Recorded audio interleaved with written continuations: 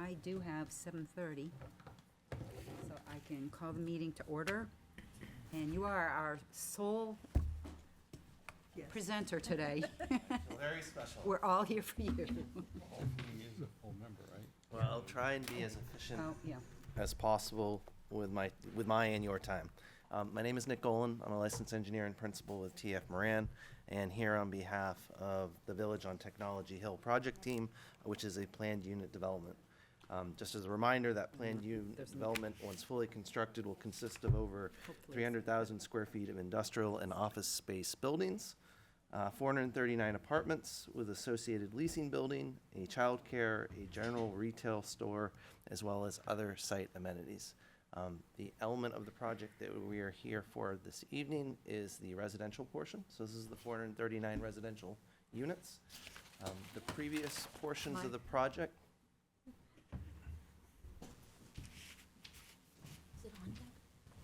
Where's the on button? Technical difficulties? Little glitchy. No worries. It's just your monitor. Go ahead, I can listen. All right. Hear me okay? Perfect. All right, so it was a good pausing moment. The element that we're here to review tonight is the residential portion. So this is the 9 multifamily residential buildings, which total 439 units. Again, spread across 9 buildings, as well as the leasing building. I believe that was actually one of the questions we had when we were here last, was a question as to, how will the facility really be managed? Will it be a homeowners association or otherwise? There will be full-time on-site management associated with the overall residential properties. We have no new environmental or resource impacts to report, which I'm happy to say. There are no additional setback impacts. There are no wetland impacts. All of the impacts that were associated with the infrastructure portion of this project are the elements to speak to. We've been able to site the buildings as anticipated, such that we are not creating the need to enhance or expand downstream stormwater management areas. I realize that was one of the items that was of concern for the planning board. Otherwise, as part of this, there's a pretty invasive is probably the wrong word, pretty intense landscape plan that is accompanied to this. It follows the tenets of the planned unit development, providing a variety of height trees, of different textured trees, different colors, so that we get some year-round pops of color, as well as evergreens. Another element that's provided with the varying types of trees really goes towards some of the habitat element or ecology of the area, with different types of fruits and nuts, things that will be able to feed our various birds, squirrels or otherwise. So we're providing that element as well. I don't have a lot to speak to relative to this portion of the project because we have no resource impacts. I can state that as far as just overall elements the Conservation Commission may be also interested in, we will have shared roadways for our, not only our automobiles, but our bicyclists. So those will be marked on the pavement and also signed. And the future projects, or future elements of the project that will be coming before you is the Envision 150, which is the larger manufacturing, which is to the far right or far east, over Mike's left shoulder. And then also additional manufacturing associated with the Envision 60K, as well as the On Point building. So those are the next 2 elements. Those are in a little bit more closer proximity to wetlands, but again, no setback impacts are anticipated for either of those projects. But we're not really reviewing that today. You are not. That is the coming attraction of the future elements. As part of the residential, we will be placing the conservation placards that was associated with the infrastructure portion of the project. So they broke ground just recently. So the hope is that the weather improves a little bit over the rain that perhaps we received today, although we certainly needed it, so we won't complain. But they'll be moving full speed ahead with utilities, land clearing, and then bringing in those infrastructure improvements. So I'm here more so not because that we have an impact, but as part of our planned unit development, we said for each element of the project, we'd make sure we'd visit, provide that update, and give you the opportunity to ask any questions. And if I'm unable to answer anything tonight, I'll make sure I'm prepared to answer it the next time. Anybody? I apologize, because this is me bringing it up for at least the third time, maybe the fourth. Okay, This was identified as a high-value and critical wildlife corridor, yes, sir. this site. And we asked you to do something to accommodate that. Yes. And the last meeting, you put in a culvert in the wetlands to satisfy the amphibians. I'll s- Said, what about the deer, the moose, the fox, the bobcats? Hmm. And you said, oh. And I'm looking at it, and there is no corridor. Okay, so I'm gonna rephrase the question or comment just slightly. I understand from your tone, you have a concern with the design. And it's been expressed, this makes 3. Understood. It's not new. No one in the room is surprised. Respectfully, I'm gonna redirect to the chairman, because I wanna make sure that I'm keeping this positive and in an appropriate tone. There have been wildlife passages added to the project, which consist of a 36-inch stone-lined culvert. They are located in multiple locations so that we have clear access from the areas of wetlands to the perimeter of the property. That is an accurate statement. We also have our bridge, which is being installed at our entrance, which has a 14-foot clearance. That provides the opportunity for larger mammals to circulate around the site. As we incorporate the additional elements to this project, that being the manufacturing, that will provide additional opportunities for those wildlife passages. As currently constituted, it does provide the opportunity for those larger mammals to work their way around the perimeter. We do acknowledge that as part of this project, being that it is 110 acres, 70 of which is being developed. That leaves approximately 40 acres, which are allowed to remain in their natural and an existing condition. Our hope is with this project that we are able to provide a variety of active open space, passive open space, and conservation open space. The active spaces are our basketball court, our children's playground, our dog park, whereas when we look to our passive open space or recreation, it's really our center green. That's probably the item that sticks out the most. We've created an abundance of different open areas that can be used, whether it's for a picnic or a pickup soccer game or softball or otherwise. Just different types of spaces, some of which are a little bit more intimate, where we will have the opportunity to incorporate different rock elements, reusing the existing rock walls that are on site to create some variations in the topography, and also use a selective landscaping for that same purpose. And some elements where we have a larger open space, we've incorporated elements like the American beech, items that are going to be more of a specimen tree that will grow with the development. In other areas, we have different shrubs, lilacs or otherwise, that again, we're providing different pops of color around the site. So my roundabout way in answering the gentleman's question, Madam Chair, is we've incorporated appropriate practices based off of the feedback we've received from Fish and Game. That does not mean that is where we are stopping with that. It means we continue to evaluate those elements of the project as those different elements of the project move forward. Specific to the residential element, this is placing buildings, this is placing sidewalks, this is installing the landscaping, this is installing the refuse containers, the trash areas that are associated with this overall project. It's very much also driven by the amenities that those residential users would need. As we work our way easterly, we'll be evaluating the envisioned parking lot, which is the larger central parking lot. When we look at the overall site design, that is the one place where we have a large parking lot. We are evaluating whether or not that can be broken up further, and we'll continue to evaluate that option with Fish and Game. If there is an opportunity to enhance that wildlife passage, that's really the primary location. As I look to the north-south axis, there's that additional future manufacturing of, I believe it's 20,000 at the top of the page. That access road is one of those areas that I think had been identified as an area of concern, and that does create a little bit of blockade. You know, it's great that we have our bridge area that interconnects those conservation spaces both to the west and the east, but once we hit that access road, it does create a bit of a barrier. Our expectation, although we know we have the existing Manchester Waterworks water line into that area, is to see if we can incorporate something more significant. Now, right now, that is the only part of the project that is not truly defined within our phasing because we do not have an end tenant. So as of right now, that area would continue to remain open and clear for the purposes of wildlife passage. It is understood and fully acknowledged that wildlife passage is of critical concern to the Conservation Commission. And we are not just looking the other way and deciding that we're done with this. The project continue to evolve and will continue to incorporate that element.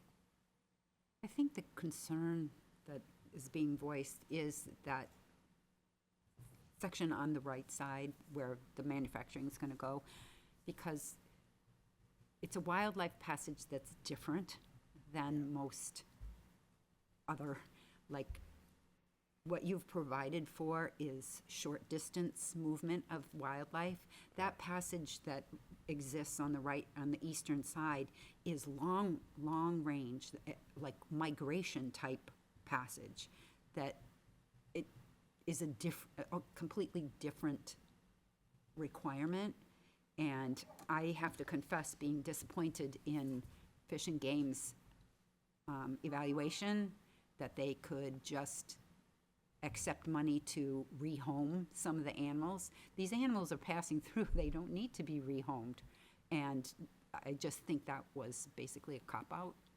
And I'm hoping that they can come up with a better idea when it comes down to it.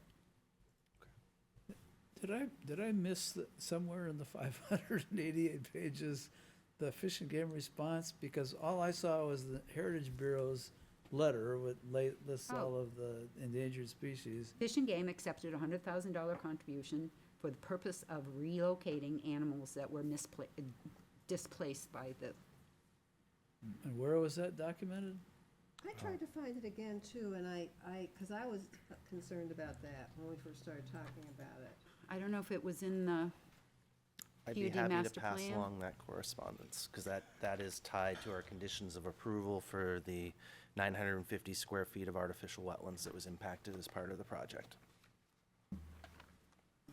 I think, Mike, I remember saying, do we have any contacts at Fish and Game that we could talk to and have them explained? And then at that point, Marge said, well, it's a done deal, or it was like, there wasn't any reason to follow up with Fish and I Game. don't know if there wasn't, or if we were gonna try and The last express our wishes for some. The last communication that I had, after having expressed this concern to the Fish and Game staffer that I think was in charge of the project, he replied to me that he was in agreement with our concern, but I never heard anything more in terms of a final negotiation or, determination or understanding between the applicant and Fish and Game. So it sounds like you saw something that I missed. Yeah, and it was quite a while ago, wasn't it? was. I can also add that because we are in the memorandum of understanding area associated with the New England Cottontail, that is set in stone. That is the process. It was the agreement that the town of Londonderry made with New Hampshire Fish and Game relative to that particular species in this area. That was one of the species that was noted as of concern within the NHB data check. So this isn't a case of someone's hands are tied. It's agreement that the town had already entered into with Fish and Game, which established what that procedure was for that impact, which is a dollar figure based off of that square footage. But the problem is, the rabbit is threatened, endangered, it's got a lot of issues. We've heard the program is not being successful, and it does seem sort of, I don't know what the word I want to use is. Wrong-headed, perhaps? Specious, that they would just take money on a project that they know is not Effective. optimum. I can also state that the owner of the property engaged Fish and Game and allowed them to trap those species on site 2 weeks prior to us starting construction. And they found them? That is actually one of the questions I have, is Yeah. I'm hoping for the results of that to see how they did. Yeah, So I'd be if they- curious too. If So they- I'd be and- happy to report back to you guys next time with please. that information. Please. Because it, from what I understand, they're not doing well. And even the captive, born and released ones are not doing well. So normally, Story for another day. Yeah. normally when you get the letter from Heritage Bureau, it comes with a long list of conditions. And I didn't see that in the materials that we are reviewing. It was just a, Have the cover page of the site plan by chance? Of what? Any one of the site plans, there's, on the cover page, there's a very large area in red. Is that, do we just have the PUD tonight? Yes, yeah. I just have the PUD. Once a Boy Scout, always a Boy Scout. Great. Site plans are on there. Always plan ahead. So on the cover sheet of our site plan set are the conditions that were laid out. So that would be the second down. Yes, please. What So- page did you say? What Actually, page? that first sheet right there with the text in red. What So page these is- were the conditions of approval associated with Fish and Game. Is this in our pass out somewhere? No, I didn't have it in there. Can't really see a thing. And then, oh, okay. I'd be happy to read it if you have help. No. Game. This is Fish and Game, not Heritage. Right.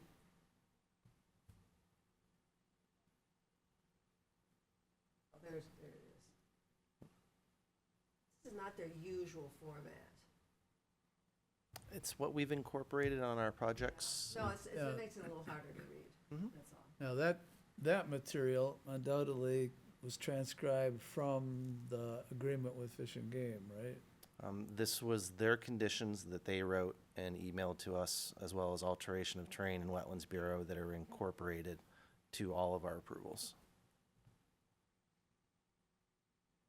That doesn't mention the rabbit. It just mentions this hognose snake and the turtle. Yep. Spotted turtle, several turtles and snakes. Documented in our wetlands approval is the condition for the fee payment specific to New England Cottontail. Has there been any observed, is the habitat around here, have they actually observed the New England cottontail? I have not. Well, We- that's probably the we- big issue, I- isn't it, let me- right let now? me perhaps Because rephrase they know that. exactly where they are. They follow them pretty closely. I'm going to rephrase my answer. Our So it's for project, your benefit. our project team has not Oh, I'm encountered talking New about England Cottontail. the state of New Hampshire's Fish and Game Department. Relative to Fish and Game, they've engaged in trapping the species for the prior 2 weeks before construction started. I apologize, and I don't have the results of that, but I will ask and follow up with you folks. So you Trapping have, cottontails in general. specifically, yes. Okay, well, they can also do Doesn't scat sound too, right. and tell them something. Yep, they could always do SCAD analysis to determine, but as part of the approval process, we agreed to allow them on site to try and trap and relocate any of those species they found. Well, I suppose you can find another place for the New England cottontail, but when you said relocate the other animals, I think that's kind of absurd. I mean, is that their response? It's just, No, for I instance, apologize. a Let me raccoon. clarify, sir. I couldn't pick up a raccoon and move it someplace Either I else. It's misspoke or you against the law. either I misspoke or you misheard me. Specific to the New England Cottontail, they performed trapping over a 2-week time period to relocate that species. Oh, They, okay. they weren't out there looking to It trap sounded something like it was a else. general Nope, statement. no, sir. That's why I wanted to make sure that I didn't misspeak. No, and- and the way it's written up there is they want to be notified, they want the builders, the contractors to know what's going on, and that's why it's worded the way it is up there, so So that's. as part of our pre-construction meeting, we sit down with photographs of all these elements. So when TF Moran is conducting their SWIP inspections alongside North Branch Construction, everyone has the opportunity to understand what this species looks like. There's appropriate contact information. These are on the big board at the trailer, so that everybody has that information. So at least, Cottontail? knowledge is always powerful, that I knowledge mean, and the that New media. England cottontail? Yes, sir. It's hard to tell the eastern, unless you're a real expert, but anyway, the other thing, are you talking about relocating the endangered and threatened species? That must be the ones you're talking about, right? They're Just talking the about? cottontail. Just the cottontail, sir. Not like a Blandings or a spotted? Well, if we find those elements, as noted in the text behind us, it is our responsibility to call Fish and Game. If they are in peril in some standpoint or otherwise, as if construction is moving in, we have the authority to relocate that species to a safe location on the site until they have the opportunity to arrive. I mean, who's gonna relocate them? Fish and Game. Oh, okay.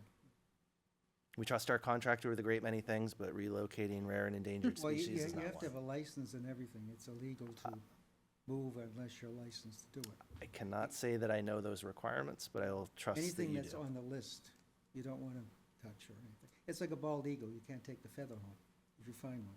It's a little strict, but what are you Fair gonna do? That's the law. But the other thing, this development is a problem anyway. Whenever you develop, you're gonna displace wildlife. It's not good Yes, for 'em, no that's matter a what fact you of do. life. And the more you It is. develop, and you gotta have more thought about protecting. You gotta have these, you gotta figure out where you're gonna protect areas. You gotta have these things all planned out ahead before developers come into you. I'll hearken back to If it's our, part of your, if, you know. I mean, it seems to me that our argument here is not with Nick. He's done Right. what Fish and Game told him to do. Or if we have an argument, it's with Fish and Fish and Game. Game, Yes, that's absolutely. And- Why we never followed up, So actually. I mean, I can go back to the contact that I corresponded with and say, what's up? I would love to first, and you think you've agreed to provide the input from Fish and 100%. Game, I- so. our with team that was in- curious. We wanted to know if they were successful. If they did find them out there, it's important to know that and that they're gonna have a safe relocation.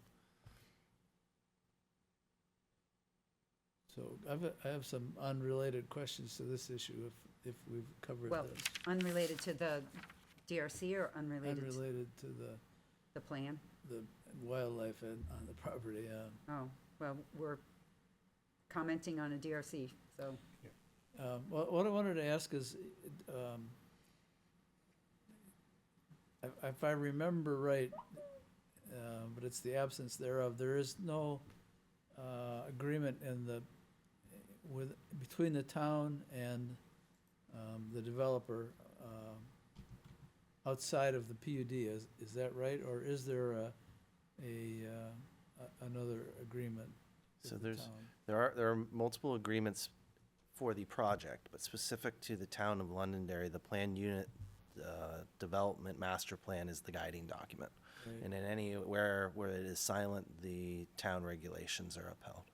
So, unlike the Woodmont Commons development, there is not a agreement on tax negativity versus positivity. Is that true?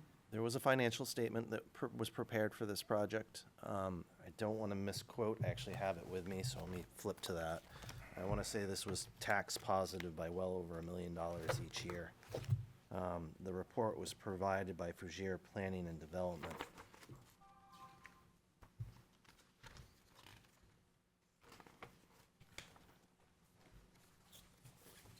It's not the shortest of reports, so bear with me. The summary table, which is Table 10 fiscal summary, provides a net positive fiscal impact of just over $1.5 million Over, each year. $1.5 million, so $1,539,858 as a positive fiscal impact each year for the project. Yeah. That's the benefit that the town receives. at project completion? Or does, Correct, once the project's completed. And there's a 4-year period that we've essentially defined, because these uses are so symbiotic, they all need each other. The retail, the childcare, the residential, the manufacturing, the intent with this project all along was that he found the need, that he wanted to grow his business. He can't find the employees he needs. What are the things that our employees need? They need a place to live, they need childcare, and they have some basic, retail needs. So the intent with this was creating that walkable community where, as part of his package for employees, he has the opportunity to provide some things other people don't. The opportunity to have affordable housing and to have those other basic necessities close by. So he's hoping that really gives him the leg up, and in teaming with the Anagnos companies, someone who's very well-versed in the residential component, it provides a very dynamic team that hopefully will lead to a very successful project. in business for that matter. I mean, I only bring it up under the Conservation Commission because 469 apartments could have an impact on, and the children therein. Yep, so on the- that's actually a great point, and we're gonna talk about that with the conservation, or excuse me, we're here with the conservation, we're gonna talk about with the planning board. When you actually evaluate what those 439 units generate, and I think that's actually included in this fiscal statement as well. And we have talked with the school systems. It's our understanding that enrollment has actually been declining, so that we're not gonna see a negative impact there. There's more than enough teachers and classrooms in order to service this development. So there was some correspondence that was provided by the school district as part of that PUD that voiced support for the project. This would be a good thing for our school systems. One of the elements that we added was actually a bus stop out front. Made sure we provided appropriate facilities to get there, sidewalks. And it is an enclosed bus stop, so that'll provide the opportunity for school-age kids to have a place out of the weather as they're waiting for the bus in the morning. What percentage of the units are affordable? So these are all market rate units, but what it is it's cost controlled by the owner in that he is providing these apartments as a benefit essentially of employment. So these aren't workforce housing specifically. This is rent controlled, How is it which can be, because he owns it. Oh, He has so the he's opportunity, gonna he control has it. the opportunity to subsidize. That's the- interesting. It's a Good luck with really that. good marketing strategy. If I wish I could do this for my employees, be like, come work for me. We'll have a place to live next door and your children will be taken care of. It is all part of that So he business model. basically sets the rent? That is correct. Okay, yeah, that's what most landlords do. Well, it worked for the mill yards. Yeah, what's old is new. This is 100 years ago, so. going back to the 1800s and the Right. textile Well, usually I'm factories. familiar with, when you have affordable housing, they require a certain percentage up to, for apartments, might be up to 25% are required to be, well, not low, but moderate. Correct. So But in this his case, is- us being market rate, it gives him unilateral opportunity yeah, to set those rates as to what he thinks fits his employees. I guess that's the New Hampshire way. That's right. It's good creativity and. We'll see if it works. And I'm hopeful it does. Do we have any more comments on, Yeah, I have one other concern. Most of the test pits were done in friendly weather, other than, I think, maybe 9 or so that they attempted in January of this year. And basically, the freezing weather broke the equipment, from what I could gather from reading. We had one day where Mother Nature did not want to work with us, so we did have to come back and provide some additional test pits. Now, the nice benefit of that is those test pits are twofold. One, it's to evaluate estimated seasonal high, of groundwater that is, which does not, the groundwater fluctuates, the estimated seasonal high does not. That's established by the redoxymorphic features within the soil, any depletions or ionization. Those are our models, so those are what we're looking for. We've actually had a very dry, wet fall, so the fact that we did those inspections earlier, or that evaluation earlier in the year, I think provided great benefit. Now, the second part of that is the infiltration testing. That's evaluating what the porosity is of those soils. We can use established KSAT values that are in the NRCS soils mapping, or we can actually physically go out there, measure them, and then apply a safety factor of twofold. So whatever that number is, if it's 10 inches per hour, well, alteration of terrains can tell me the most you can use is 5 inches per hour to account for any disparities that may be either in the testing or the long-range operations of those drainage facilities. The drainage requirements of the town of Londonderry have been followed as written, so there are no deviations in that respect. So What I'm trying to get at is, maybe if you just explain what you did to resolve the lack of data on those test pits. I don't know that I would say that it's a lack of data. The locations in which those test pits were performed were consistent with the requirements of the town and alteration of terrain. What we try and do when we go out to a site is try and establish a grid pattern to the best of our ability of the areas we intend to use for stormwater. Now, this site's 110 acres, so I can't very well create a grid pattern. But what we were able to do is that there's a geotechnical investigation that was associated with this project. That went first. That gave me baseline data that I could then use to evaluate better locations for stormwater. Where do we have high ledge? Where do we not have high ledge? Where do we have high groundwater based off of those results? Where do I have sandier soils versus more compacted tills? So using that geotech data, we then established the parameters for where our stormwater would be located, which primarily is located on the west side. And that's an area of fill. So we have the opportunity to control the type of materials that are installed there and make sure that they are well draining. So I feel we have all the data that was necessary in order to design those systems. I don't feel that there was anything lacking from the field work that was performed or required for those drainage systems. Well, what I'm remembering from what I read is that there were these some subset of the test pits where you really couldn't get the data you were looking for, and I think it was infiltration data, but I might be wrong. I can expand on that a little bit. So I believe it's a Gulf permeameter that we use. So it's a falling head test, where essentially you first saturate the soils completely, and then you continue to add water till it stabilizes, and then you measure that constant rate of draining, so that you can establish what that infiltration rate is. Now, Mother Nature can be a little fickle. She can have a bunch of stones or otherwise in locations that we don't want, and this is a glass tube, so it has a tendency to break, especially in cold weather. That just means that you replace the part and you relocate to another location. So although an infiltration test may have not been completed, it doesn't mean that we didn't move to the next location and then provide another test. Typically, you need to have a minimum of 3 tests, infiltration tests for a given test pit area, and all of those requirements were met. But what it sounded like is that you did that, and then also relied, I think, on soil data to interpolate, perhaps? No, so what we do is, in order to establish coefficients of runoff for the ground, we're evaluating what that value is based off of site-specific soils mapping. So we have a third-party vendor who comes in and evaluates those soils through a system of handholds, also using NRCS soil, which is a clearinghouse of soils information, to determine what those soil types are, A's, B's, C's, D's, or otherwise. That is what's used in our drainage report.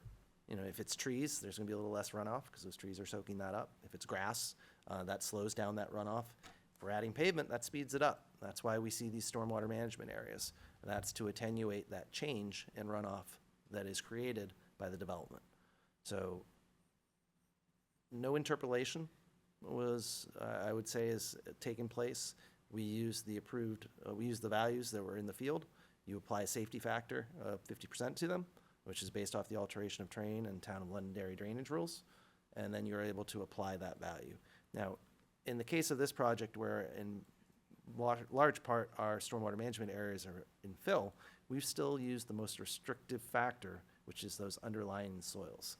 So even though I've got a stormwater basin that's in 8 feet of fill, I'm still using the infiltration rate of that underlying soil because that's the most limiting factor. So we do try and find some conservancy in our designs. If you're in 20 feet of fill, I'm probably going to use a higher rate because that's going to provide that opportunity for those subsoils to receive that stormwater. That would be the only element of interpolation, I would say, that would be appropriate for that type of application. I had the impression that you used, so the soil service, provides all kinds of data for a particular soil type, right?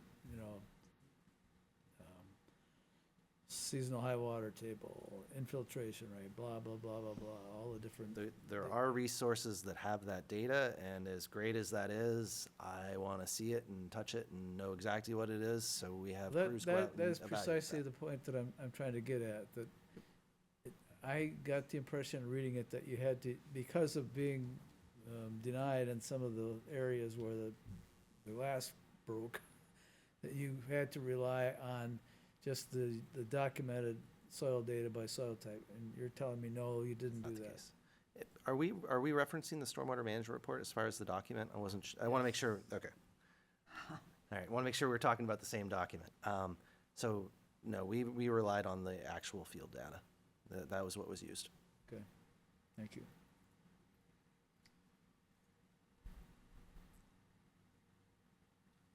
This is the residential plan part of it that we are concerned with tonight. Yes, sir. And if I remember right, you have the parking roadside in front of all the buildings Yes, sir. and sidewalk between the parking and the building. That's also correct.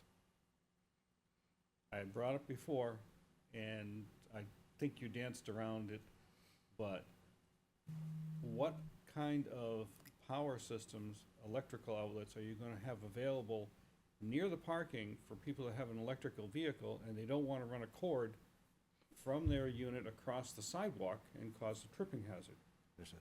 So the project currently incorporates the infrastructure to accommodate electric charging stations.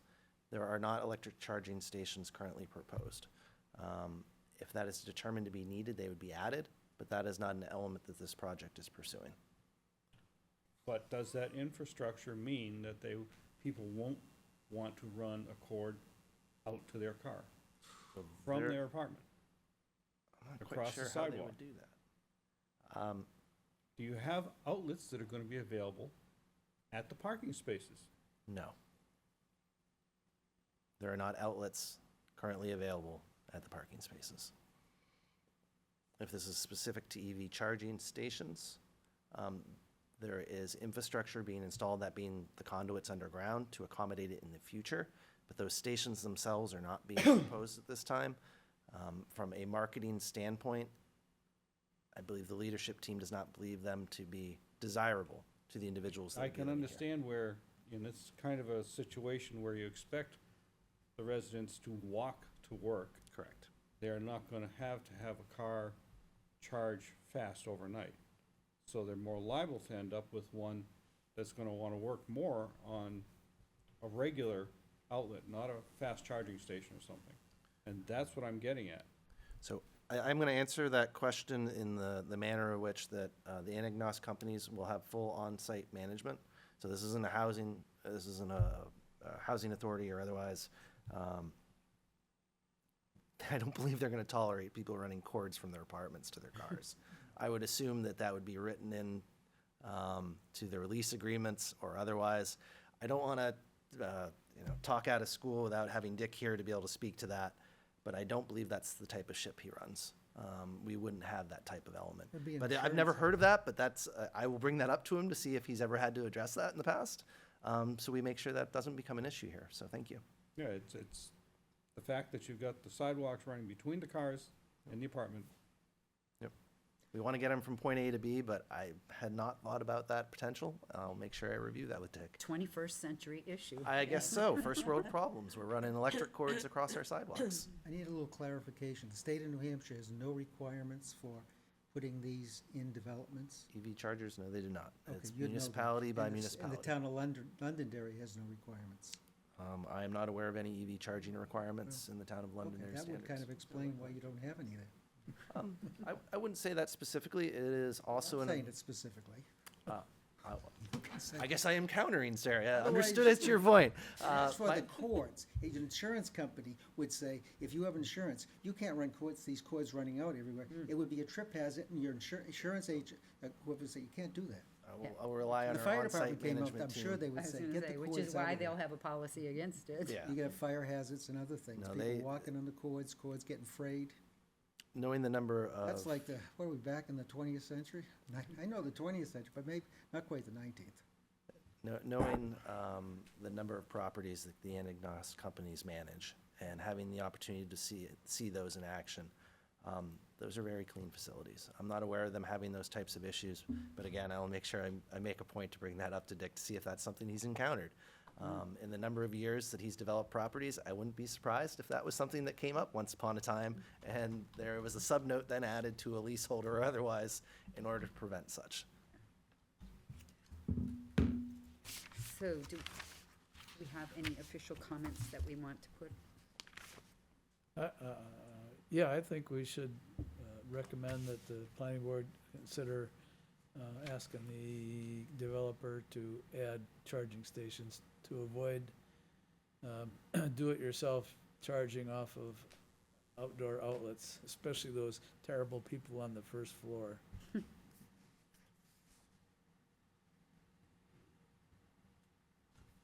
Can I ask one question about the signage? Do you have to put a phone number on this signage, conservation signage? It's there. So specific to the conservation signage, you guys have a mandated placard We, that we give them, It's on we will there. get from we you. give them the signs, the actual Well, because the reason I'm plaques. asking, in Lorden Commons, which is a 135 lot subdivision, probably one of the largest in the town, they have they have put up the conservation signs. The phone number on it takes me to the foreman at the highway garage. Well, I think maybe the numbers have And he says, actually "I got nothing to changed. do I with think the this." numbers have changed since Well, we and I originally called him, I designed just those was signs. curious where it would take me, and he says, "I don't know about that, I don't know anything about that, you probably got the wrong number." Yeah. Is that something you guys would be able to follow up with us thereafter to make sure we have the right number? Because that's what's going to be on the plan. Well, our planning department gave you those signs. Correct. We issued them, and I know that they were just But having a I'm s- conversation with me, finding where did we order those Was from? there, is there an extension on it?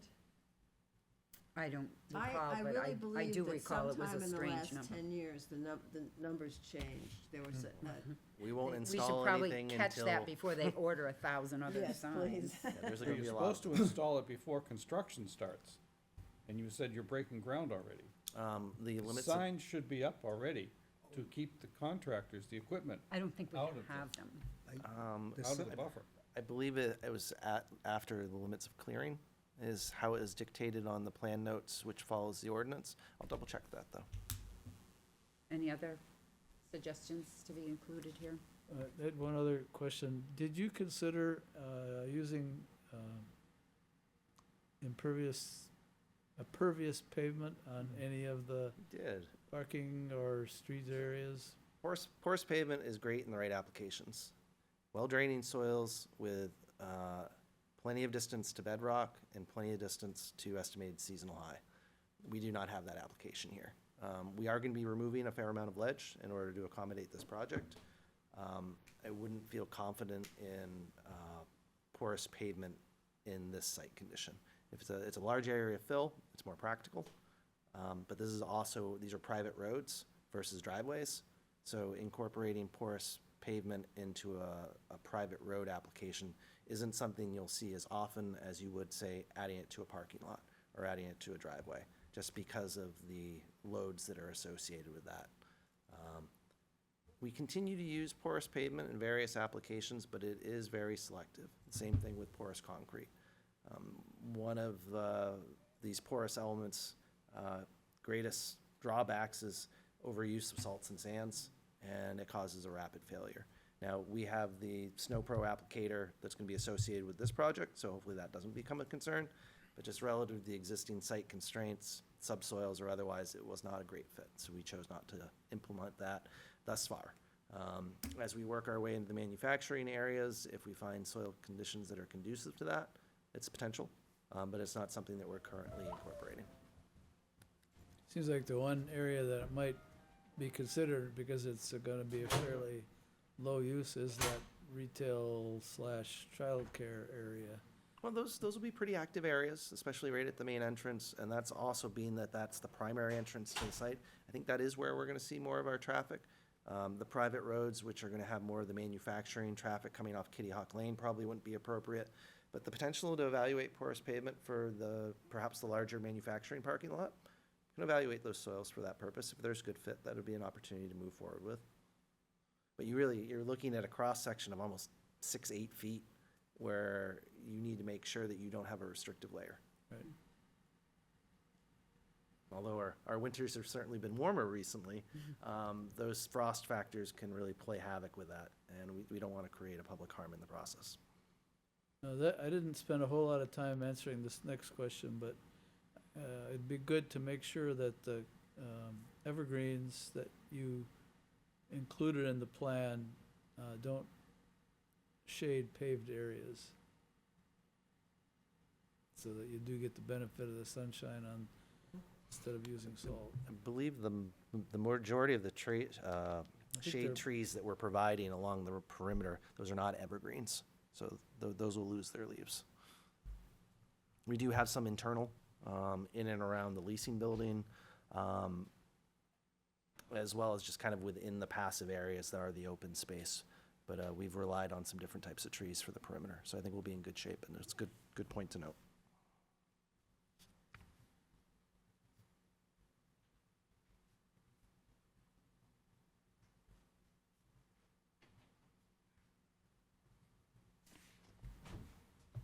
Okay.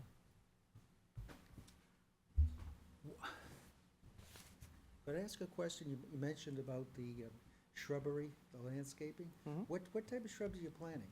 Oh, That's gonna be feeding the wildlife? we have Or the a- trees too? We have a variety. So these were our lookbooks that our landscape architect had started with. Actually, it's okay, pass these around. Yeah, I'd like to look at those. Every time I can learn These are something. all native or native improved species. So What is a native improved species? I'm not sure I believe that's a real word. my landscape architect tells me so. I'm going to believe Mike until he's proven wrong. I think it means like a cultivar. They're essentially, it's a native species that has been cultivated to a specific purpose. Let's see, what's a good one that we could think of? I don't know if that really makes it, I'd like to know if it, does it still attract the same insects? Feed the same insects? So what's a good example of that? Maybe if we looked at the Princeton American elm, like they've obviously cultivated that to avoid Dutch elm disease. That probably would still have the same things that, Yep. So it's it's all more, chemical, it's all chemistry. yep, but we were talking a little bit about the different types of trees. So along our perimeters, we see a And combination mahogany. of red oak, white oak, American beech, thornless hawthorn. In some cases where we have more open space, that's actually where you see the American beech. That's more of a specimen tree. But we also have provided to the evergreen component, the balsam fir, the eastern red cedar, as well as white spruce. That provides our pops of winter interest. Those you see more interior to the development. On things like you mentioned the red cedar. Yep. If you want to get fruit, you're going to have a male and female. They're separate trees, for instance. Bayberry would be, male and female are on different, Very good. something to think about. Well, we will make sure that as orders are made, that they are done appropriately to that effect. In some of the shrubs, Sure. Gosh, there is an abundance. So we have about 24 different types of shrubs that, Lots of viburnums. yep, switch grasses, just some Flipping through right now. Switchgrass. Send this common down to you. lilac, American elderberry, northern bayberry, spicebush, emerald Spicebush centennial, is eastern red pretty cedar. Specific to being wet. I'm sorry? Spicebush is pretty specific So- to being wet. That was brought up at our previous meeting. I know we're only providing 4 of them. Probably me. It was. And I had talked to, so Mike Krasinski is our licensed landscape architect. They also do very well in shaded areas.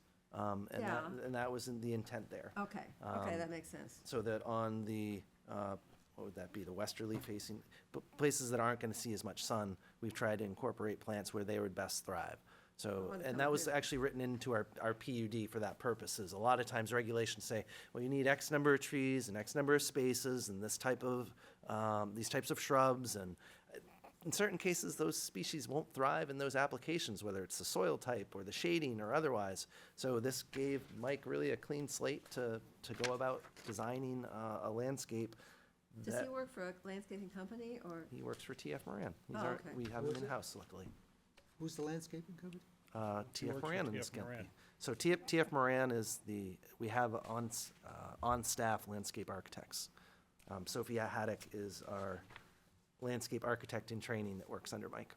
And I thought they did a really nice job of just helping break up the height of these structures with the various types of trees that are proposed, working with the architect to find the right color scheme that would really match with the colors of the buildings, and really providing that layered approach of the variety of heights and textures, and it provides some interest. We forget that we all just say a tree is a tree. Well, no, they have different types of bark. They have different types of berries. They flower at different times. They have different types of flowering mechanisms, whether it's seeds or nuts or otherwise. Providing all those different elements really provides a nice variety to the overall feel of the project. The planting plan is on page 767 and 768 of the really long plan document that we have, if anyone wants to look. So they're denoted as sheet C14 and C15 of the site plan set. The landscape legend on the first page is for trees. The landscape legend on the second page is our shrubs. Another element that you'll note is as we transition from our built environment to the natural environment, we've used the New England Conservation Wildlife Mix. Provides, a variety of different plantings. This isn't just grass. I just didn't hear the word. Sure, New England Conservation Wildlife Mix. Oh, okay. So that helps all our pollinators. It's an improvement from an ecology standpoint. And you can see it's that hatched area that really is our perimeter. It also limits the need for mowing, and we don't need to be running lawnmowers out there constantly, which is a benefit. And it provides some nice attractive species, something that's helping our birds, helping our bees, and it provides a nice transition to the other areas that are wooded and being left in their natural condition. Could you clarify, are these two-bedroom apartments? They vary, so there are 1, 2, and 3-bedroom So apartments. is there like one that's like an office? It's supposed to be an office, or is there choice, or? I can't say I can get into the exact specifics of the layouts of the individual apartments. I would need my Well, architect for that. I just wondered, family size for one thing, or who might be buying them. Mhm. I'm interested in the demographics of the whole thing. So the ability to provide 1, 2, and 3 bedrooms allows to Yes. provide for families. So it's not that this is just for young professionals or otherwise that are looking for a place to live. The idea is that the size of the apartments that are available also allows for a family to grow.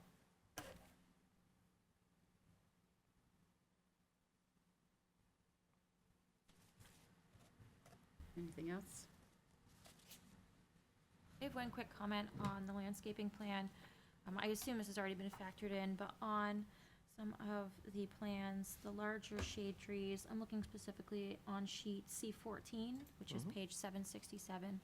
Some of the large shade trees on, looks like the eastern side here, toward the north, I believe, are North fairly reads at close. the top of the page. Yep. Yep, are fairly close to the road that is in front of the parking spaces, and some of these trees have very significant root systems.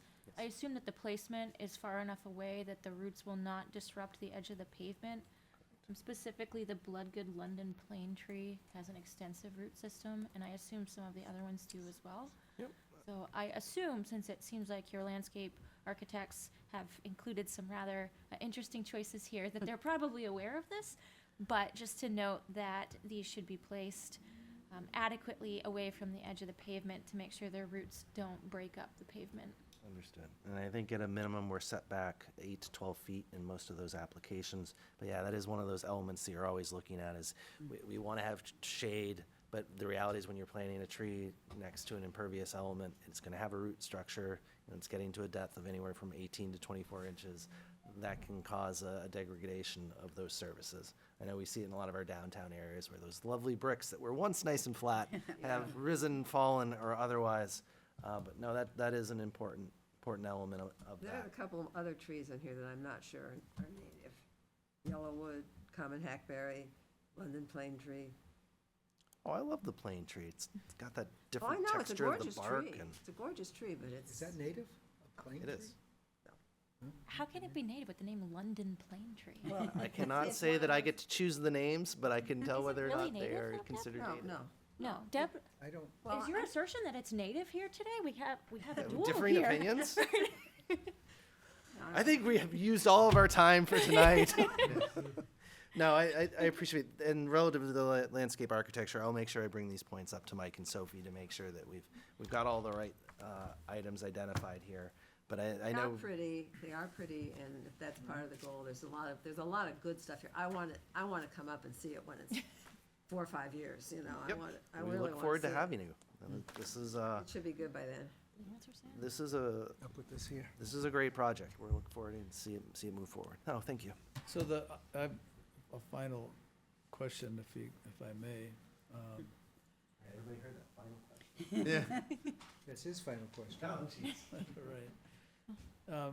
So I guess Londonderry Properties LLC, is that the manager, or is it? So it is a joint venture between Londonderry Holdings LLC, which is Mr. Ken and Ms. Grace Solinsky.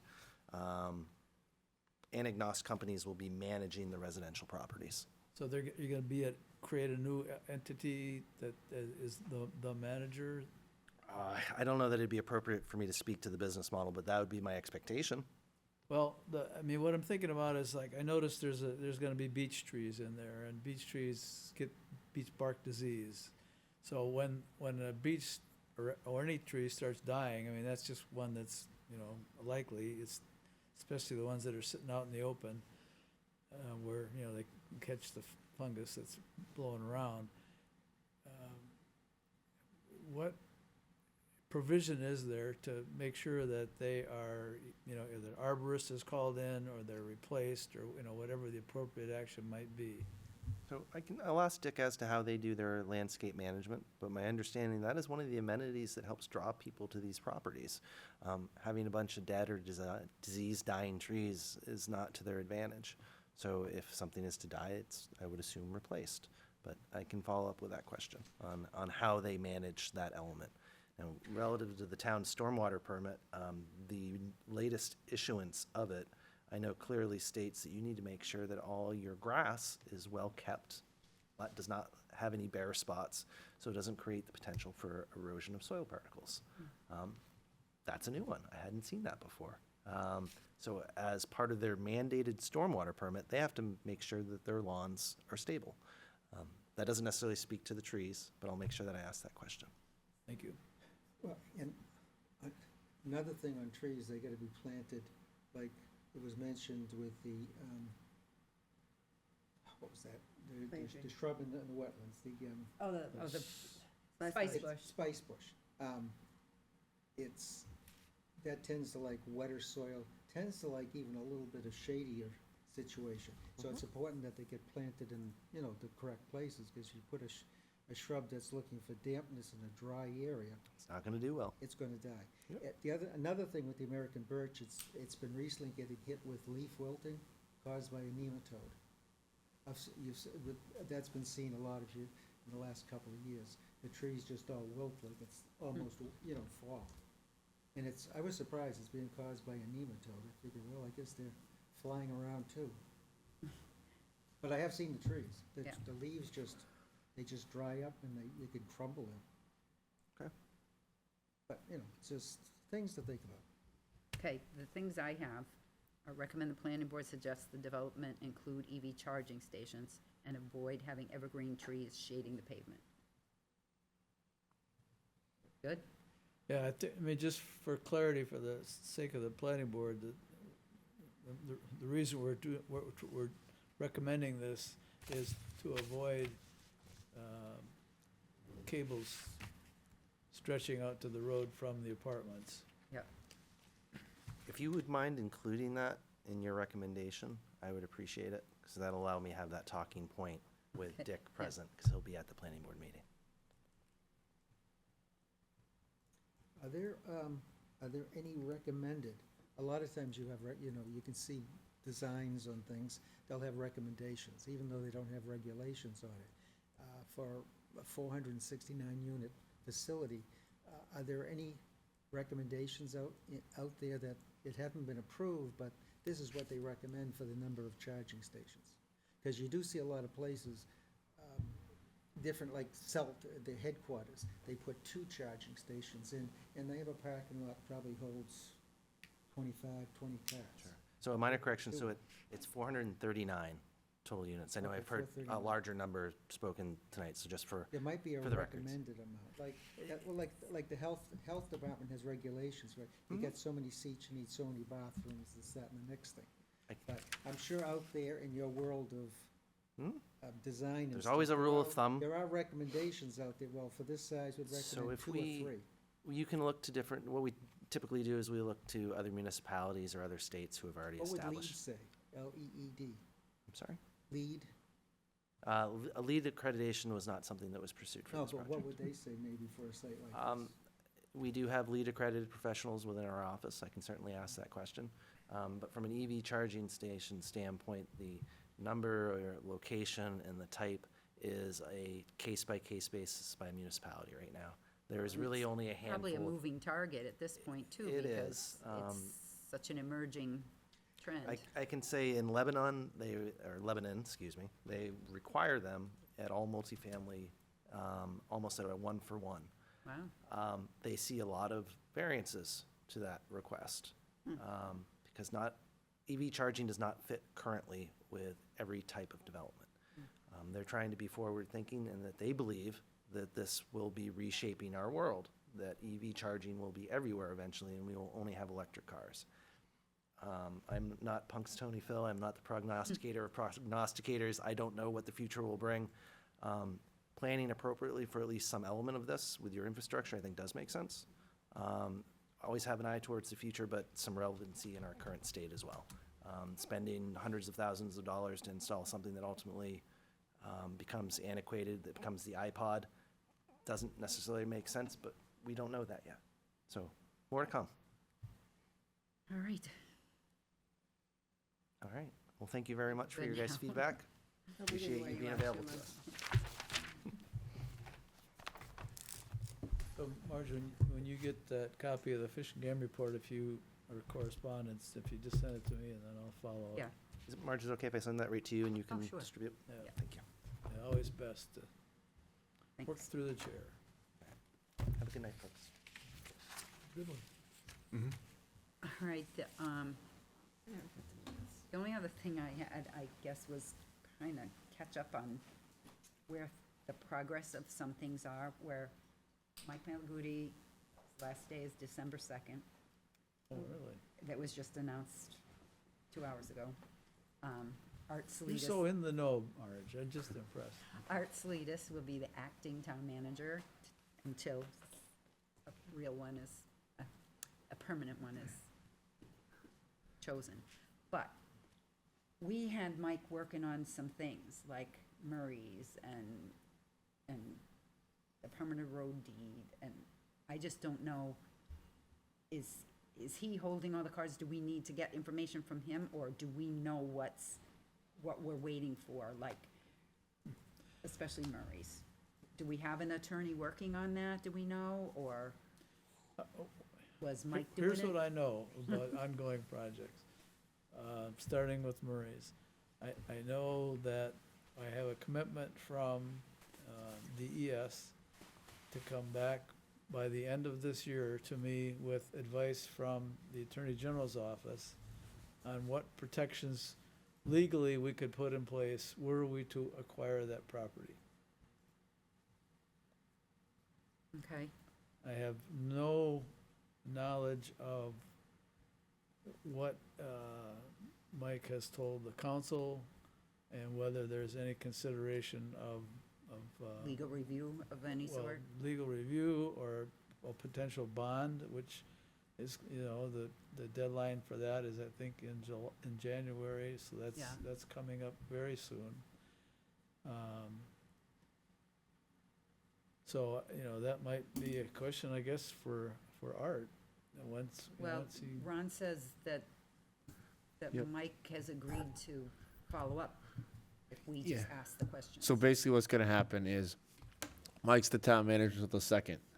After that, everything goes through Art, and then Art can contact Mike and ask him any questions you guys have. Mike has agreed to help us out with the transition. So anybody that has any contact, I'd say, Marge, maybe you go through Art, and Art talks to Mike. Would be my recommendation, but anything you guys had in the works, Mike is willing to help us. He's not just running away. So anything he was working on, he'll still follow up or send emails to Art or emails to whoever needs the information. Can you think of any other things that we had in process that, Yes, so there's the donation of the land at the intersection of 102 and Right. Parmenter. Parmenter, did we get on the town council agenda yet? Kirsten, get back to you We- with that? Well, we were on it on December 3rd. Oh. And then I got an email from Mike that said, I've talked to him, Kirsten about this, and we have a plan. But he did not share what the plan was. So I'm not sure if we're on for December 3rd or not. Okay, so we need some clarification on that Right. Parmenter Road Right. donation status. But I can say that I did inspect the property, and I saw no environmental concerns and no encroachments. So, you know, it's a, and actually if you trace back the title, the brook in its old course, not the new one, and now it goes kind of parallel to 102 because of the culvert that they put in, but the old one, that is the bound of the property plus the two highways, two roads.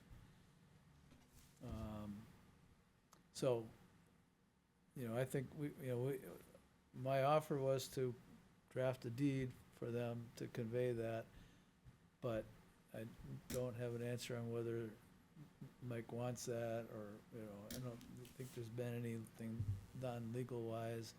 I don't know if they want to pay to do a title search or not. I'm not convinced it's necessary because we have nothing at risk. But, you know, that'd be a call for him to make or discuss Okay. with the council. We have 2 meetings in December, one on the 2nd and one on the 16th. So, As far as doing our presentation, Yeah, so we've got 2 meetings on the scheduled right now, on Monday the 2nd and Monday the 16th. do you know which one of those you're gonna do the reappointments? I know that usually takes some time. I do not know which one. I'm I'm guessing gonna the go out on a second limb and one, say it's because I gonna be the think 16th, because I haven't seen it yet, but we still have the agenda to come out for Friday. All right, But they'll actually probably do it in January. could, so I misspoke. The agreement that I last had with Kirsten was to appear on December 2nd, not December 3rd. So that would No be worries. Yeah. at that meeting, if Okay. we choose to go forward. That would work for you? Yeah, it's on my calendar, but it's Alright. just that I don't know whether that's still the plan based on the last I heard from Mike, where he just said, I have a plan. Okay. And then the third pending thing is the boat launch. Yeah, And that's good news in the sense that we have gotten a approval. we actually got a our- response? Yeah, you got a copy of it, from our permit by notification, that We did? it has a long list of conditions with it, most of which are pretty much administrative. But one of the requirements is that we record the agreement with DES at the registry. And that requires a signature not only of Marge, which would be fairly straightforward, but of the contractor as well, because the contractor is being obligated to follow the conditions that are in the approval. And right now, the contractor doesn't even know that we're revising the doing. design. So Right. what I recommend is that either you or I, or both of us, meet with the contractor and explain what the situation is. And then we need to think about, I think we need to ask him what the new number is, what's it gonna cost us with this reduced scope? And then, after we have that number, decide with the commission, what, do we wanna fund it? Do we wanna propose it to the town, town meeting? Do we wanna just go to the council and ask for begging? But begging hasn't been too good there, if I can judge by lighting the town landing, town common, so. But I think the first step is to meet with this guy who's been trying to sell us this for over a year, and I know. tell him what's going on. That's where that stands. All right. That's all the issues I'm working on right now, as far as I Plenty. know. So, I don't, who do I, So, what do I do? Who do I talk to? And thank Step God you're one. here, Rob. I'm willing to reach out for all three of the issues. Mike is available tomorrow. I can speak with him, find out where he's at. I can have him maybe call you. That'd be the easiest way, or get in touch with Actually- you, or get in touch with Mike, Yeah. 'cause just to he answer your knows more. questions and then get more specific. But yeah, Mike has told us that he's going to be available to help us through this Yeah, we transition. So it's not going to be like he's just gone. Oh, So yeah. I'll reach out to him tomorrow and have him contact you. Mike, is that Yeah, okay? that's- That would be Yeah. fabulous. that's Yeah. good. So, I'll just be baking. Me too. or if whatever day is better. I know Thanksgiving is Thursday, so whatever is Yeah, I think tomorrow, if we can do it tomorrow, that'd be the best, because okay. if there's anything we had to react to, I don't have a briefing put together yet, if he wants a briefing on the donation. Yeah, just to kind of, you could tell him and then he could get back to Mike as far as what the answers are. Perfect, Yeah. thank you. Yeah, All right, thanks, Ron. yeah, I'll do that. Anybody have anything else, although just kind of a advance consideration is, what's the date of the deliberative? I can tell you right now. Hold on.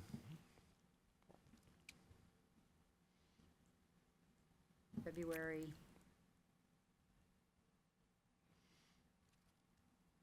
I think it's the 8th.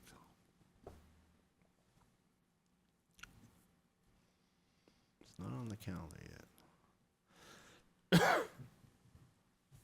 I don't have it in front of me. It's not on the town calendar yet. But I can get back with you on that. I think it's that second Saturday, but yeah, isn't it usually the second? I Which, think, the first Actually, hold on. Saturday's the first, so I'm let me guessing go, second Saturday's the 8th. let's see if I have the budget email here. Why I ask is, we usually do the Musquash Field Day the Saturday after the deliberative. Early this, Yeah, so, you know, I was just wondering which vacation it's gonna run into. it, Mass, yeah. neither one, because we're early. Because New Hampshire would be this last Yeah. week. So I'm looking for maybe an idea for a guest speaker. I'm sure the mountain bikers would be interested in doing something, but, you know, if you can think of, you know, Did you, entertainment type did you thing. do dogs at Musquash, or was that another time? Like, Was Musquash a couple Couple years years ago? ago. I missed it. oh, we And did I- the police dogs. Police dogs. I mean, Um, I think those are a great attraction. Oh, So- yeah. so I might be interested. We haven't had snow in a long time, so sled dogs and things like that, and snowshoes have not been able to be our entertainment thing. So we are somewhat weather dependent, but I'm just throwing it out there to maybe, you know, if something catches your eye that might be interesting, Yeah. you know, to have, you know, we had the county forester come once and talk about trees, how to measure trees. That was cool. I would love to have somebody from, you know, Heidi Holman come and update us on the Rabbitat, but I think they're booked. Well, we could, it's early days, so we could ask, I suppose. Yeah. She told me she was interested in coming to the board one night, the I- commission one night. Yeah, I asked her a long time ago, and then I didn't get a chance to talk to her at the NHACC conference, because everybody else was, beat me to her. Yeah, So right. maybe I'll just send her an email.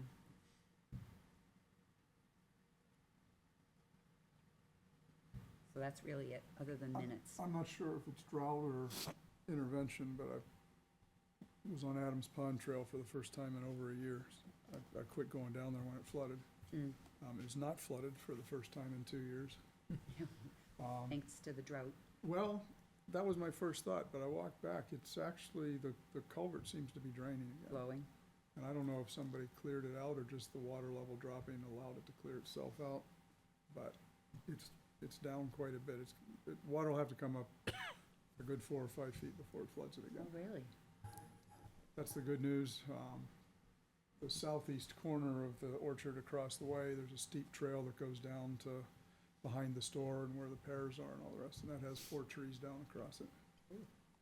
That's stuff that Andy Senior used to have his guys take care of. Right.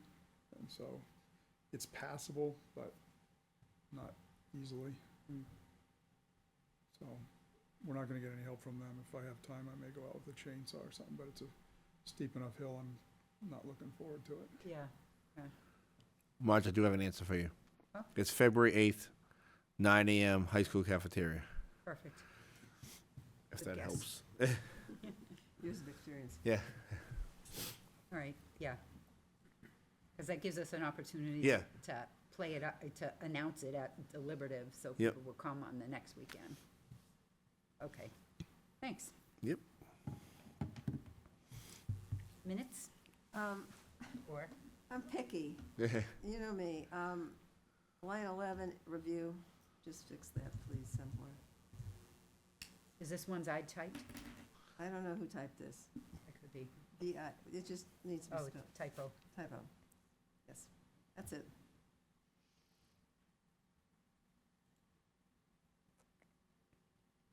Yep, Well, you I did- did it. Ooh. Well, that's all right. I mean, it happens to the best of us. Right. I don't know why that sort of stuff jumps out at me much more than other things. I don't know why. Can I sort of intersperse here, but we should probably include as a standard in our meetings, a update on the master plan committee, which I think is you, right, yeah. Marge? Yeah. We are going to be publishing the results of the survey. We kind of reformatted them because they were a little bit confusing. The results were confusing. So we tried to clarify it. And then that's really as far as we've gotten, is just compiling the results of the survey. And then, you know, farther on down the line is going to be finding ways to get group input, community input. Because we have, one of the questions on the survey was, are you interested in knowing what's going on? Would you give us your email? A lot of people gave us their email. So there is interest in people, you know, keeping informed on this. So I believe that document is uploaded now to the master plan website. Oh, good. One of the things that made me think of bringing this up is when we were talking about EV charging. And there are things that we may be aware of that the general master plan project isn't thinking about, like EV charging. And while that's too particular to be part of the master plan, what would be appropriate is to have something in the plan that says that part of our plan is to revise our subdivision and site plan regulations to be more supportive of green development. Things like no minimum, minimum required parking spaces, EV charging, sidewalks, all these things. So at some point, I hope that as our rep, you can get that sort of thinking incorporated into the planning I think process. Sylvia is definitely strong on that. Yeah. I mean, Yeah. Southern New Hampshire Planning is very strong on that sort of thing. So I'm sure she would be receptive to Yeah. hear, Oh, just, yeah. like to hear that. If she's still working for the town at that point. Well, there's that. Well, Well, I think we've contracted her to do the Oh. master plan. Oh, really? Oh, good. in support of that review tonight, he said that Lebanon has a requirement, it's almost one for one. Yeah, Well, that's Lebanon. I Well, mean, and that's not the right number for Londonderry. but- no, But it might be appropriate that Londonderry have a spec for multifamily dwellings. How many EV sites should there be? Or, again, maybe only as a recommendation, it might not Yeah. even be a requirement. I think it's hard to justify something that only 4% of people utilize. You know, we just don't have the, But you can still say at that point that 4% of 439. the parking parking spaces should have EVs, should yeah. have that. And maybe, Or- maybe a few more because we think that there are gonna be more. Yeah, It's the or same like as he the- said, to make sure that you have conduits Mhm. of, so that it's available as you need it, Right. because maybe 2 years from now, we're up to 10%. You have a building that lasts 50 years, now you're talking 2070. Yeah. Do you think maybe we're gonna have more EVs by 2070? Mm-hmm. Probably. Yeah, Again, it's not representative of most of the country, but presently in California, 20% of the cars sold are EVs. yeah. It's not a small number. Here, it's tiny. Well, you've got states that are requiring no gasoline engines by, in less than 20 years. Yeah, and that's gonna slip, but Yeah, still. that's not gonna happen. The planning, what is it, the Southeast Planning Commission? They usually have model requirements and stuff like that. Suggestions. Well, I know in Massachusetts, each county has their planning commission. And Well, that's what they're, Southern they're a Hampshire good source for Planning is. information too. Southern Hampshire Planning is our planning commission. Yeah.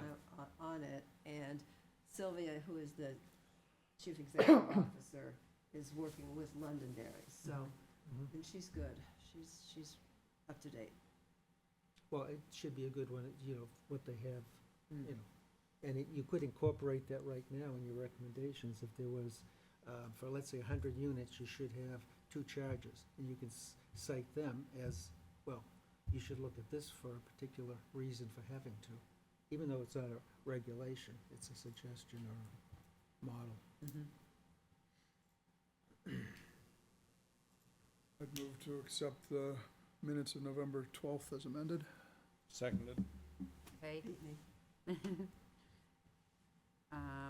Any other discussion? All in favor? Aye. Opposed? Abstain? Motion passed unanimously. You gonna get some help with these minutes? Hmm? Are you gonna get some help with these minutes? I believe somebody else is gonna be doing them, because the green light says we're being Oh, recorded. Good, okay. We were in the little room and the recording Oh, that's wasn't right, that's working, true. so it was just easier for me to do it than try and upload the recording. Gotcha. I'll move we adjourn. Oh, can I thought new business? Well, I have just some information. I would have sent some of it over, but I was trying to figure out when you use emails on this system, how you add people. I was looking for information regarding Lorden Commons. It's 135, well, Chinburg got 135 lots up there because it's a conservation subdivision, and he had sewer. Sewer makes it very nice, so he did very nice with 100. But anyway, I looked, it could be a deeded one or a covenant, but he did sign I kind of liked what he signed with the planning board. I have that, I could attach it and send it. I also have a model of the New Hampshire bylaws for conservation subdivisions. And they do suggest a CE for any large transfers of land, not just a deed. But Chinburg, everything in there, he's granted it not only for the people that live there, but any of the trails that go through there, it's for the general public. So I can send those, but I have to get down and figure out how you get everybody, or can I send emails through that? Yes. So and then, I'm trying to figure out how to attach things. Well, That little package of addresses, yeah. you, A little paperclip. yeah, it's a paperclip. Well, I know about paperclips, but on this one, I'm pretty good with computers. And, Pretty much everybody's email is their first well, when I initial last clicked on, when I name. clicked on it, it didn't have everybody, I don't think. It, I'll it doesn't recheck come it. automatically, Okay, but I'll recheck it's it. first initial last name. Type in Or- MB and Or you'll if Okay. you start typing conservation in the address line, Okay, There's a- I'll, there's a- I'll work on that. there's a and mail list. Maybe I'll give you a call. I also, I have those two things. The other thing is I was looking at the geomaps. I looked at the assessors geomap, and then I pulled off our conservation commissions. You got a geomap for conservation. They appear to be different. Who owns land? Where are you talking about? On your website. The No, no, asse- no, what land? The land, well, because the conservation land that surrounds, Lorden Commons, matter of fact, I can go from Lorden Commons all the way over to Scobie on protected land. Right. Not, I can go down from, Lorden Commons, the protected land, you use some of the easement, but that is the New Hampshire Public, the Public Service Company of New Hampshire. So that's kind of, there are trails, there's trails in there, and go all the way down to the rail trail. As a matter of fact, most of the land along a lot of the rail trail is either owned by, I think, we have a piece, but it is a lot of the New Hampshire Public Service Company. But there is an existing trail system in there, and there's quite a bit of protected land. Matter of fact, almost all the trail system is either on Town of Londonderry, Fish and Game, and New Hampshire Public Service Company. And there's, I would say the total right now could be 5 miles of trails. And like I said, you can go over to Scobie Pond. I also noticed in Scobie Pond, the town owns 3 parcels on it, and there's a parcel right in the middle, about 5 acres. It's kind of landlocked. The town doesn't own.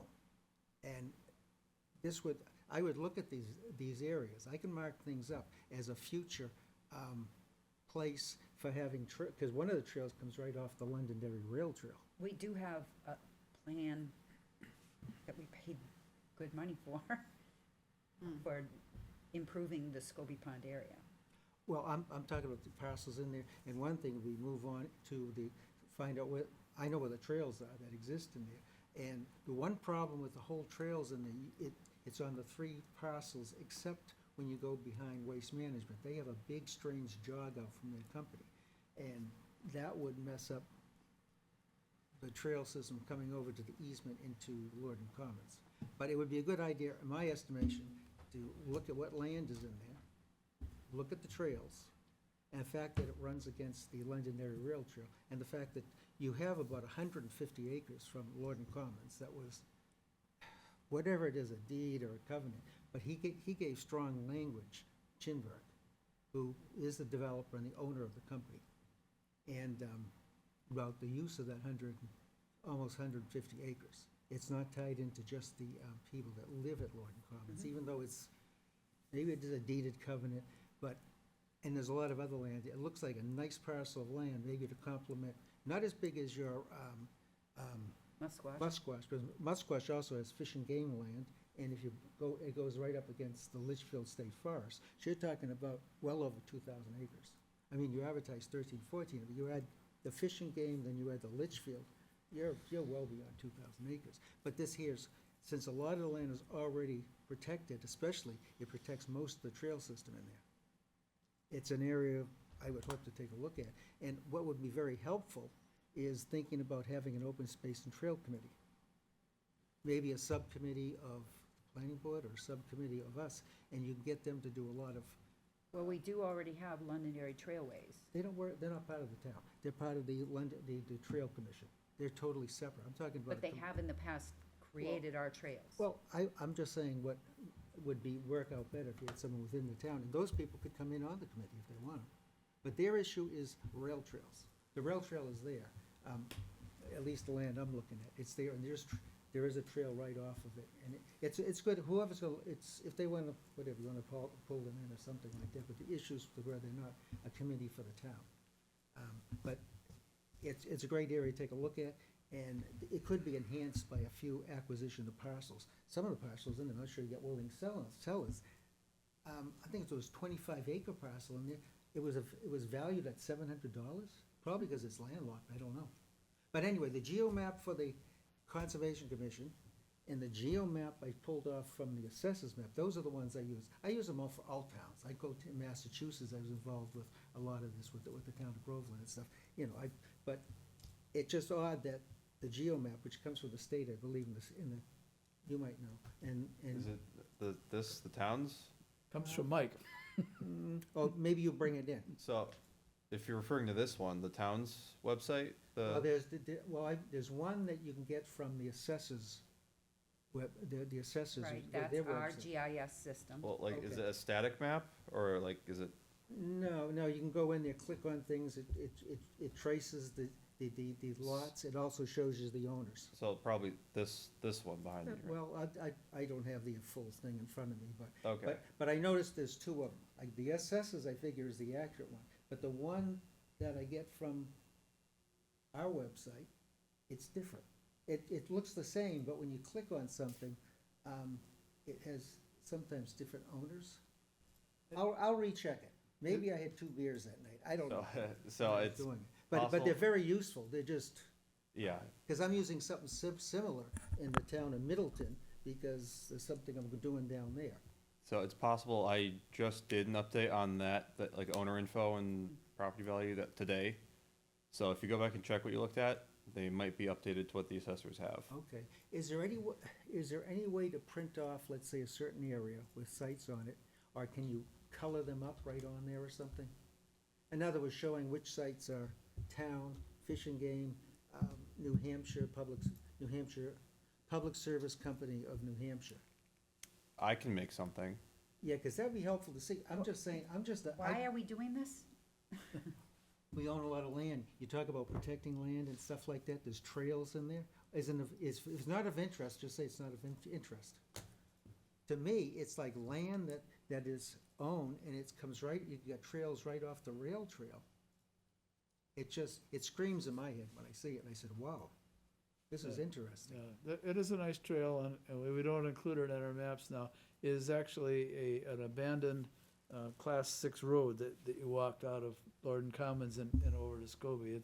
It was a road, I'm town-owned not even road. talking about that one, I don't think.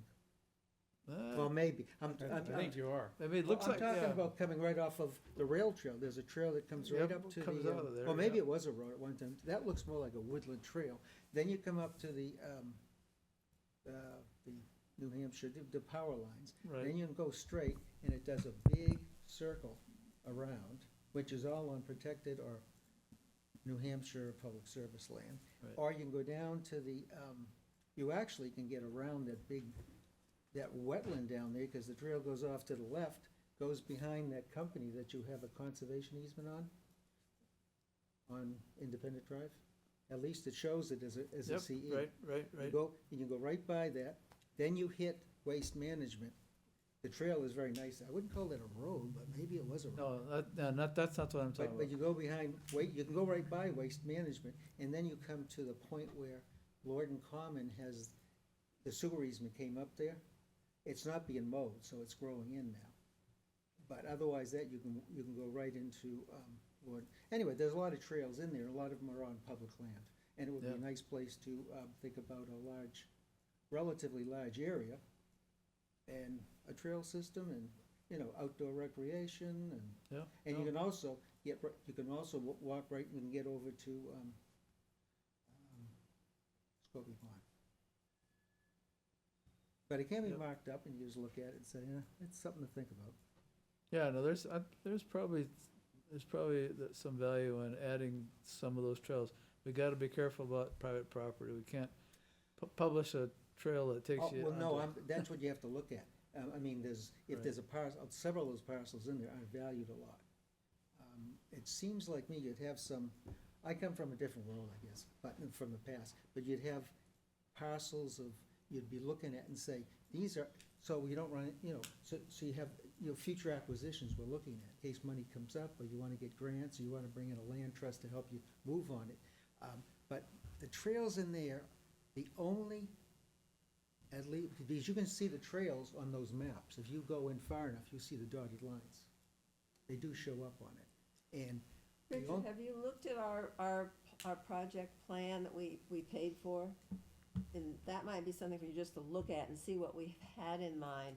well, Likewise, you've got to remember that we are a finite number of people with a lot more to do than we have most of us time to do. So Yeah. taking on a new subcommittee. well, I would on say, to trails- me, this is very, very, But just take a look at what we've, just take a I'm look talking at the- about this, if, I'm talking about this particular area. If there's something about it, I'll look at it. I'm not interested in looking at any other areas right now, Okay. because this just hits me. There's so much land in, under, there's several, probably 100 acres that are under, plus the 150 acres from Lorden Commons. You got a big area in there.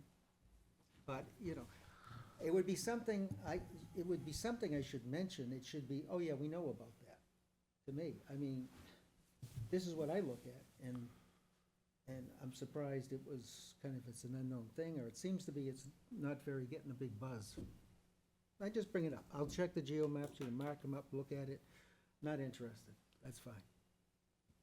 Well, we should figure out why you're looking at two different maps that have two different bits of information. Well, because I go on the maps. The assessors is the first place I'd go for any town, because Middleton and Essex County Greenbelt looking at it, because I'm going there for another thing, that's Massachusetts. But up here, I go and use the assessor's map to start with. That's the place you get the maps.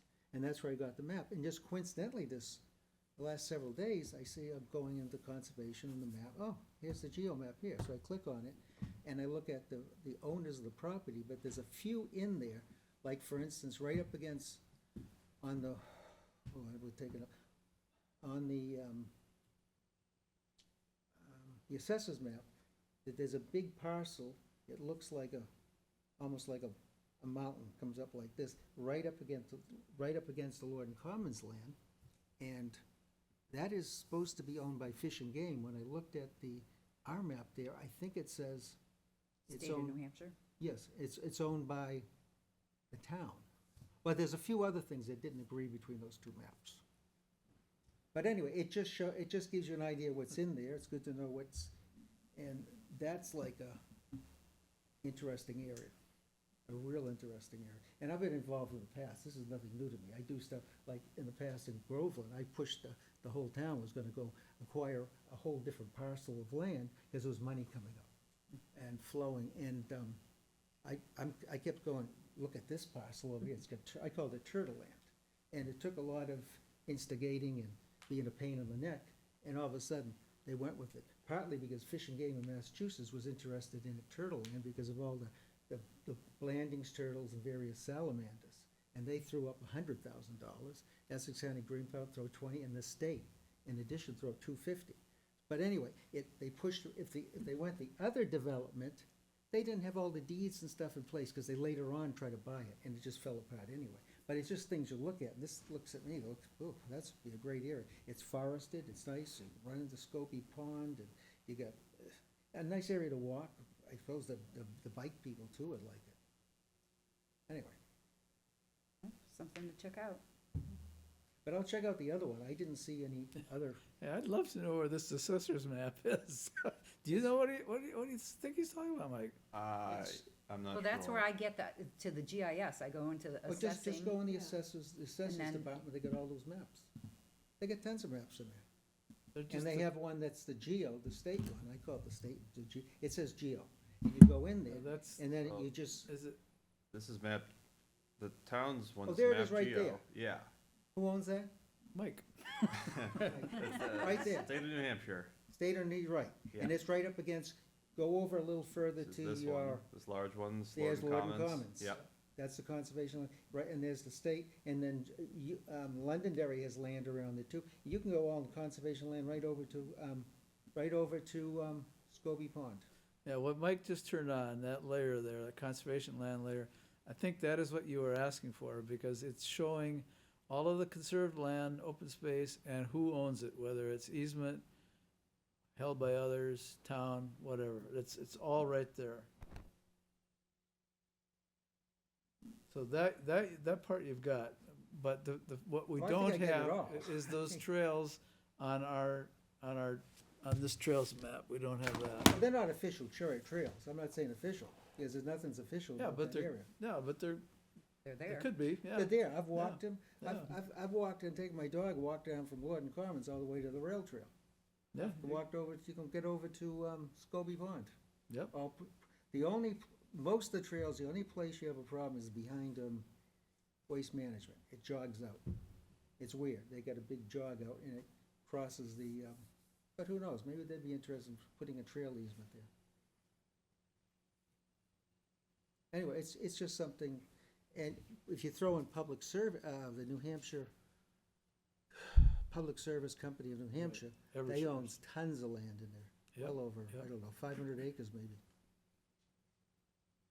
And it's in good hands. Hmm? It's in good hands. I mean, we don't need to spend money on well- Eversource Protecting it because land. it's protected. Well, why not buy the land the other side of Scobie Pond? Who knows? In the future, things could change. Oh, okay. Yeah. My God. No, I'm all for it, but I mean, you Yeah. need to have a willing seller, and you need to have. Oh, I know that. Come on, please. You're not gonna do eminent domain for it, because there's trails and open spaces that are valuable to do eminent domain, I know that. And one of the parcels is $700 landlocked, that, the big one next, they're probably glad to get rid of it. I don't know. I just saw it. I will Yeah, give you the other information and do what you want. You should know that in the assessor's database, if it's over 10 acres and it's in current use, the value is based on its current use. So it might just be the value of a woodlot, not of a, you know, Not of the a actual real developable estate. Well, property. if it's considered woodlot, it has to be in production for forestry. Yeah, They're not doing any theoretically. forestry, are they doing forestry in there? Well, if they're growing trees, and You have to, and from what I know, In you New have to, Hampshire- you have to have a certain income from it, you just can't No, say it's not in a, New Hampshire, oh, really? right. Oh, okay. And in fact, if it's actually, So it's a woodlot, that's why it it's doesn't only have to be assessed at woodlot, $700. it doesn't have to be woodlot, it can be, open space land, it can be swampland, it can be, there's a number of categories, and it's only valued on the use the owner is making of it. So if he's sitting there not managing it, he doesn't have to pay extra taxes on it. And that's where you get down to $700 for quite a few acres. Well, there's a lot next to it worth a bit more, so. Yeah. Well, that's a strange way to do things. you'll have to talk to Ron about that. No, I'm not talking anymore. I made a motion a little Yeah. while back. Okay. Yes. Yeah, I'm sorry it's taking up so much time. I would second it, but I'm not voting tonight. Didn't appoint him. I know, I didn't think we'd vote on anything, so I didn't. Second. There you go. All in favor? Aye. Motion carries, meeting adjourned.